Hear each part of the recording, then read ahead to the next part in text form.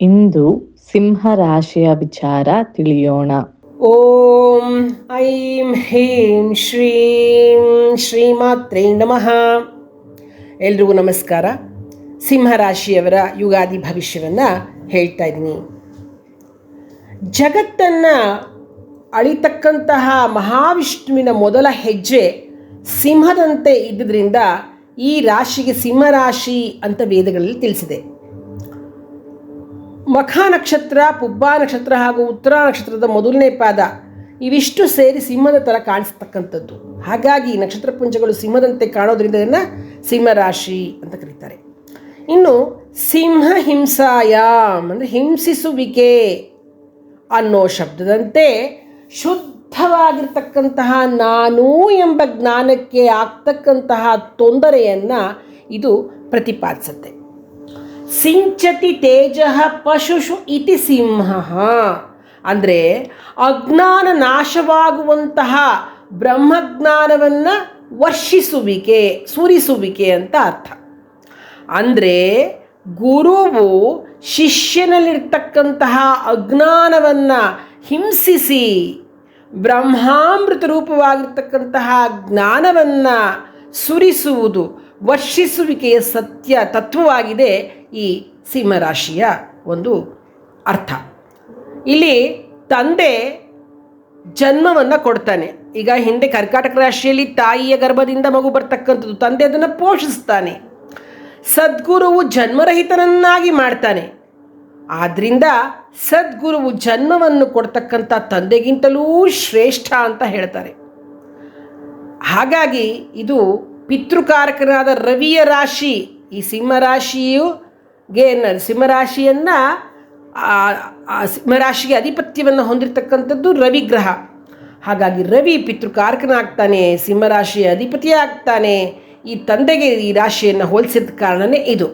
ಕರ್ಕರಾಶಿ ತಾಯಿಗೆ ಸಂಬಂಧಿಸಿದಂತೆ, ಆದರೆ ಸಿಂಹ ತಂದೆಗೆ ಸಂಬಂಧಿಸ್ತಕ್ಕಂಥದ್ದು. ತಾಯಿ ಶಿಶುವನ್ನು ಗರ್ಭದಲ್ಲಿ ಧರಿಸಿದ ನಂತರ ಪ್ರಸವಿಸ್ತಾಳಳು, ಡೆಲಿವರಿ ಆಗುತ್ತೆ. ಆನಂತರ ಏನಾಗುತ್ತೆ ಅಂದರೆ ಶಿಶು ಪ್ರಪಂಚ ವ್ಯಾಪಾರಕ್ಕೆ ಅರ್ಹತೆಯಾಗುವ ತನಕ ಅದನ್ನು ಪೋಷಿಸಿ ಮುಂದಿನ ಅಭಿವೃದ್ಧಿಗೆ ತಂದೆಗೆ ಅದನ್ನು ವಹಿಸಿಕೊಟ್ಬಿಡ್ತಾಳೆ. ಹಾಗಾಗಿ ಸಿಂಹವು ಪಿತೃರೂಪವಾಗಿರ್ತಕ್ಕಂತಹ ರವಿಯ ಅಧಿಪತ್ಯದಲ್ಲಿ ಇದೆ. ಇದು ಬಂದು ಅಗ್ನಿತತ್ವ ರಾಶಿಗೆ ಸಂಬಂಧಪಟ್ಟಿದ್ದು. ಹಾಗಾಗಿ ಈ ಅಗ್ನಿತತ್ವ ಗ್ರಹವಾಗಿರ್ತಕ್ಕಂಥ ಸಿಂಹ ಅಗ್ನಿತತ್ವ ರಾಶಿಗೆ ಸಂಬಂಧಪಡ್ತಕ್ಕಂಥದ್ದು. ರವಿಯು ಅಗ್ನಿತತ್ವ ರಾಶಿ ಗ್ರಹ ಆಗಿದೆ. ಸಿಂಹರಾಶಿಯ ಅಧಿಪತಿ ರವಿ. ಸಿಂಹರಾಶಿ ಅಗ್ನಿತತ್ವ ಆದ್ದರಿಂದ ಈ ಸಿಂಹರಾಶಿಯಲ್ಲಿ ಹುಟ್ಟಿರ್ತಕ್ಕಂತಹ ಜನರು ಮುಖ್ಯವಾಗಿ ತಿಳಿದುಕೊಂಡು ಬಿಡಿ, ಅವರು ಫೆರೋಶಿಯಸಿ, ಹೇಗೆ ಸಿಂಹ ಹೇಗೆ ನಾಯಕತ್ವ ಗುಣಗಳನ್ನು ಹೊಂದಿರತಕ್ಕಂಥದ್ದು, ಹಾಗೆ ಈ ರಾಶಿಯಲ್ಲಿರ್ತಕ್ಕಂಥವ್ರಿಗೆ ಸ್ವಲ್ಪ ಏನು ಹೇಳ್ತಾರೆ, ಅವ್ರು ಹೇಳ್ದಂಗೆ ಕೇಳಬೇಕು ಅನ್ನೋ ಒಂದು ಭಾವ ಇರುತ್ತೆ. ನಾಯಕತ್ವ ಗುಣಗಳು ಅವರಲ್ಲಿ ಇರ್ತಕ್ಕಂಥದ್ದು, ಅಗ್ರೆಸಿವ್ನೆಸ್ ಇವೆಲ್ಲ ಅವ್ರ ಹತ್ರ ಇರ್ತಕ್ಕಂಥದ್ದು. ಈ ವರ್ಷ ನಿಮಗೆ ಎಷ್ಟು ಆದಾಯ ಬರುತ್ತೆ ಅನ್ಕೋತಿರೋ ಅಷ್ಟು ಖರ್ಚು, ಎಷ್ಟು ಬಂದರೆ ಅಷ್ಟು ಖರ್ಚಾಗಿ ಹೋಗ್ತಕ್ಕಂಥದ್ದು. ಗುರು ಮಿಥುನ ರಾಶಿಯಲ್ಲಿ ಸಂಚರಿಸಬೇಕಾದ್ರೆ ಕುಟುಂಬದಲ್ಲಿ ನೆಮ್ಮದಿಯ ವಾತಾವರಣ ಇರುತ್ತೆ. ಆರೋಗ್ಯದಲ್ಲಿ ಸುಧಾರಣೆ ಕಂಡುಬರುತ್ತೆ. ಕೈ ಹಾಕಿದ ಕೆಲಸ ಕಾರ್ಯಗಳು ನೆರವೇರುತ್ತೆ. ಮನೆಯಲ್ಲಿ ಶುಭ ಕಾರ್ಯಗಳು ನೆರವೇರುತ್ತೆ. ಅವಿವಾಹಿತರಿಗೆ ವಿವಾಹ ಯೋಗ ಇದೆ. ಸಂತಾನಾಪೇಕ್ಷಿಗಳಿಗೆ ಮಕ್ಕಳ ಭಾಗ್ಯ ಉಂಟಾಗುತ್ತೆ. ಸಾರ್ವಜನಿಕ ಕ್ಷೇತ್ರದಲ್ಲಿ ಗೌರವ ಪ್ರಾಪ್ತಿಯಾಗುತ್ತೆ. ಸತ್ಕರ್ಮಾಸಕ್ತಿ ಮುಂತಾದ ಶುಭ ಫಲಗಳು ಉಂಟಾಗುತ್ತವೆ.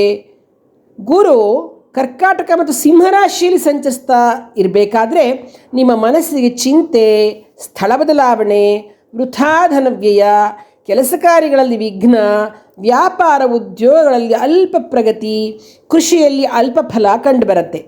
ಇನ್ನು ಶನಿ ಅಷ್ಟಮದಲ್ಲಿ ಸಂಚರಿಸ್ತಾ ಇರೋದ್ರಿಂದ, ಅಷ್ಟಮ ಶನಿ, ವ್ಯಾಪಾರ ವ್ಯವಹಾರಗಳಲ್ಲಿ ತೊಂದರೆ, ಸರ್ಕಾರಿ ಕೆಲಸ ಕಾರ್ಯಗಳಲ್ಲಿ ವಿಘ್ನ, ಬಂಧು ಮಿತ್ರರಿಂದ ಅವಮಾನ, ಹಣದ ಅಡಚಣೆ ಮುಂತಾದ ಫಲಗಳು ಉಂಟಾಗೋದ್ರಿಂದ ನೀವು ತಪ್ಪದೆ ಶನಿಶಾಂತಿ ಮಂತ್ರವನ್ನು ನೀವು ಪಠಿಸಲೇಬೇಕು.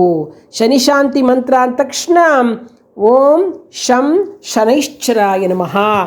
ಈ ಮಂತ್ರವನ್ನು ನೀವು ಪಠಿಸ್ತಾ ಪ್ರತಿನಿತ್ಯ 108 ಸಾರ್ತಿ ಪಠಿಸ್ತಾ ಬರೋದ್ರಿಂದ ನಿಮಗೆ ಅನುಕೂಲ ಆಗುತ್ತೆ. ಏನು ಮೇಲೆ ಹೇಳಿರ್ತಕ್ಕಂತಹ ದುಷ್ಫಲಗಳು ಏನು ಹೇಳಿದೆ ಅವುಗಳ ಪ್ರಮಾಣ ಕಡಿಮೆಯಾಗುತ್ತೆ. ಇನ್ನು ಸಿಂಹರಾಶಿಯಲ್ಲಿ ಬರ್ತಕ್ಕಂತಹ ಮಖ ನಕ್ಷತ್ರದವರು ಪ್ರತಿನಿತ್ಯ ಮಹಾಗಣಪತಿಯ ಅಷ್ಟೋತ್ತರವನ್ನು ಓದ್ತಾ ಗರಿಕೆಯನ್ನು ಭಗವಂತನಿಗೆ ಸಮರ್ಪಿಸ್ತಕ್ಕಂಥದ್ದು. ಗರಿಕೆ ಹಾಕ್ತಾ ಗಣಪತಿ ಅಷ್ಟೋತ್ತರವನ್ನು ಹೇಳ್ಕೊಳ್ತಾ ಬರೋದ್ರಿಂದ ಸಮಸ್ಯೆಗಳಿಗೆ ಪರಿಹಾರ ಸಿಗ್ತಕ್ಕಂಥದ್ದು. ಇನ್ನು ಪುಬ್ಬ ನಕ್ಷತ್ರದವರು ಪ್ರತಿನಿತ್ಯ ಕನಕಧಾರಾ ಸ್ತೋತ್ರವನ್ನು ಪಠಿಸ್ತಕ್ಕಂಥದ್ದು ಬಹಳ ಉತ್ತಮವಾದದ್ದು. ಅವರಿಗೆ ಯಾವುದೇ ರೀತಿಯ ತೊಂದರೆಗಳು ಕಂಡುಬರುವುದಿಲ್ಲ. ಒಂದು ವೇಳೆ ಬಂದರೂ ಕೂಡ ಅದನ್ನು ಸಹಿಸಿಕೊಳ್ಳೋ ಶಕ್ತಿ ಅವರಲ್ಲಿ ಕೊಡ್ತಾಳೆ ಅಮ್ಮನವರು. ಇನ್ನು ಉತ್ತರ ನಕ್ಷತ್ರ ಸಿಂಹರಾಶಿಯವರು ಪ್ರತಿನಿತ್ಯ ಆದಿತ್ಯ ಹೃದಯ ಪಾರಾಯಣವನ್ನು ಮಾಡ್ತಕ್ಕಂಥದ್ದು. ಆದಿತ್ಯ ಹೃದಯವನ್ನು ಬೆಳಿಗ್ಗೆ ಎದ್ದಾಗ ಸೂರ್ಯ ಇರುವಾಗ ಸೂರ್ಯೋದಯದ ಸಮಯದಲ್ಲಿ ಹೇಳ್ಕೊಂಡ್ರೆ ತುಂಬ ಫಲ, ನಿಮಗೆ ತುಂಬ ಒಳ್ಳೆಯ ಒಂದು ಕೆಲಸದಲ್ಲಾಗಲಿ ಆರೋಗ್ಯದಲ್ಲಾಗಲಿ ನಿಮಗೆ ಬಹಳ ಉತ್ತಮ ಫಲ ಸಿಗ್ತಕ್ಕಂಥದ್ದು.